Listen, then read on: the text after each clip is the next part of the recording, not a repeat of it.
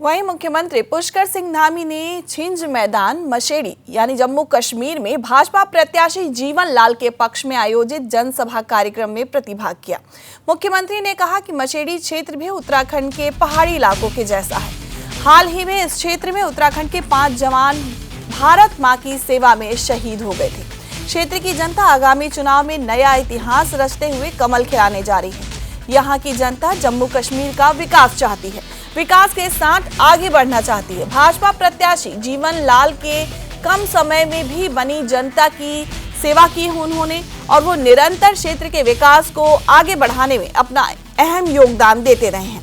उन्होंने जनता से आगामी 1 अक्टूबर को कमल के फूल पर वोट देकर बड़ी विधानसभा के साथ ही पूरे प्रदेश में डबल इंजन की सरकार बनाने का आग्रह किया है। मुख्यमंत्री ने कहा कि कांग्रेस, पीडीपी, नेशनल कॉन्फ्रेंस और आतंकवादियों को ये लोग पोषित करते हैं। उन्होंने कहा कि भाजपा के पक्ष में गया जनता का हर वोट जम्मू कश्मीर में आतंकवादियों को रोकने का काम करेगा। प्रधानमंत्री मोदी के समय में आतंकवादी, अलगाववादियों को उनके अंजाम तक पहुंचाने का काम किया जाता है।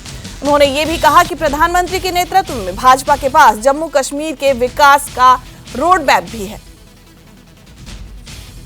और वहीं दूसरी ओर मैं बेहद भावुक भी हो उठा हूं, क्योंकि अभी हमारे संजीव शर्मा जी ने मुझे बताया और मुझे चूंकि बहुत दुखद घटना इस क्षेत्र में हुई थी। 5 हमारे गढ़वाल राइफल्स के उत्तराखंड के जवान भारत मां की रक्षा के लिए इसी क्षेत्र में शहीद हुए थे और अपने प्राणों की आहुति, अपना बलिदान उन्होंने इसी क्षेत्र में दिया।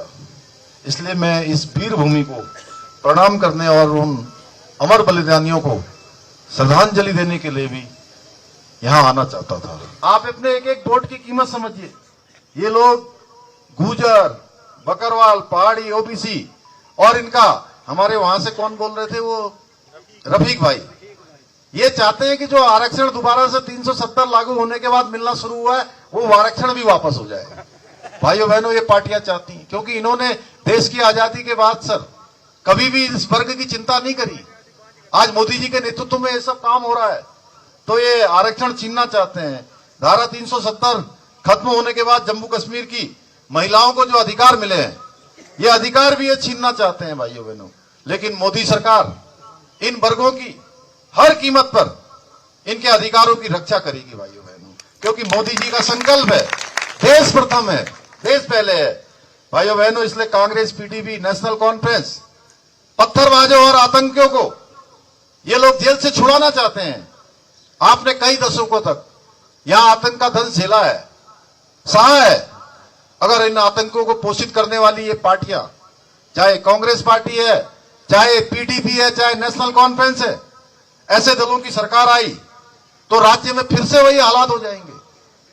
इसलिए आपका एक एक वोट इनको रोकने का काम करेगा। भाइयों बहनों, कांग्रेस हो, नेशनल कॉन्फ्रेंस हो, पीडीपी के नेता, इनके हाथ भ्रष्टाचार में रंगे हैं।